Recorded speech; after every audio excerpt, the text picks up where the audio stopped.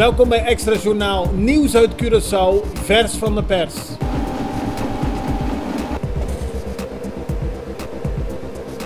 En dit is het nieuws van vandaag.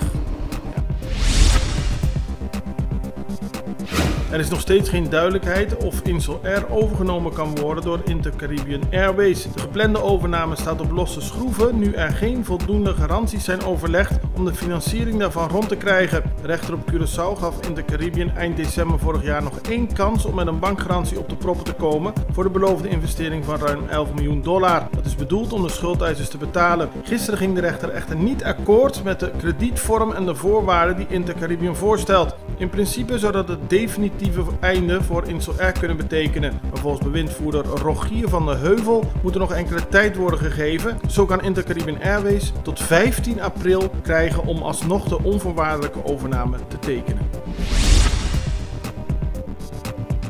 De evaluatiecommissie Rijkswet Financieel Toezicht 2018 is van mening dat het financieel toezicht op Curaçao en Sint Maarten moet worden voortgezet en dat het niet gerechtvaardigd is de Rijkswet op te heffen. Dat zegt staatssecretaris van Binnenlandse Zaken en Koninkrijksrelaties Raymond Knoops. Hij schrijft dat aan de Tweede Kamer. De commissie is tot de conclusie gekomen omdat beide landen voor de begrotingsjaren 2015-2017 niet hebben voldaan aan de normen uit de Rijkswet Financieel Toezicht. Daarnaast blijkt dat ook de aanbevelingen van de evaluatiecommissie in 2015 beperkt zijn opgevolgd. Het is niet gezegd dat de Rijksministerraad het advies opvolgt, want, zo staat in de brief van Knops, op basis van het advies van de evaluatiecommissie besluit de Rijksministerraad over voortzetting, beperking of beëindiging van het financieel toezicht op Curaçao en Sint Maarten. Volgens vakbond APVO komt de overheid de afspraken niet na die zijn gemaakt voor wat betreft de verbetering van het gebouw van het ministerie van Sociale Zaken, Arbeid en Welzijn in Punda. Ambtenaren hebben vorig jaar geklaagd over de situatie in het gebouw. Sommige werknemers zouden er ziek zijn geworden. Volgens APVO is er een rapport opgesteld en moet de regering enkele punten verbeteren. Maar bij een gezamenlijke controle gisteren bleek volgens Gregory Wilson van APVO dat er nog heel veel niet is verbeterd. Hij is teleurgesteld over de houding van de overheid die volgens hem niet het belang van de werknemers voorop stelt.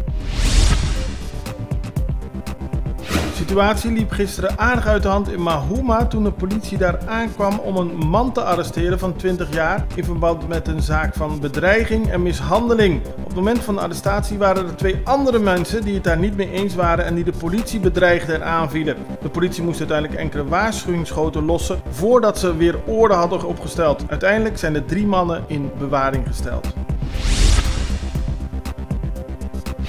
De politie moest gisteren aanwezig zijn bij een school in Otrabanda. Dit nadat er een toilet was opgeblazen. Volgens de politie is er 1 jongen aangehouden. Die had daadwerkelijk vuurwerk op zak en die wordt er ook van verdacht dat in de wc te hebben gestopt. Een andere jongen had een politiestok, een zogenaamde wapenstok bij zich en die is ook aangehouden. De zaak wordt verder onderzocht, maar tot die tijd kunnen de scholieren geen gebruik maken van het toilet.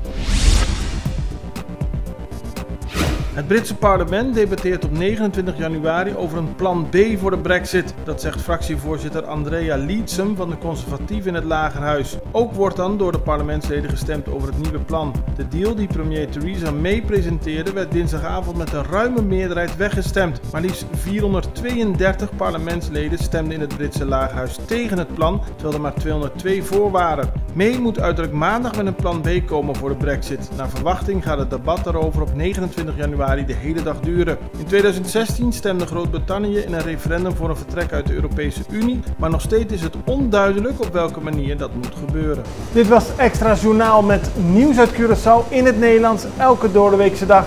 Tot de volgende keer.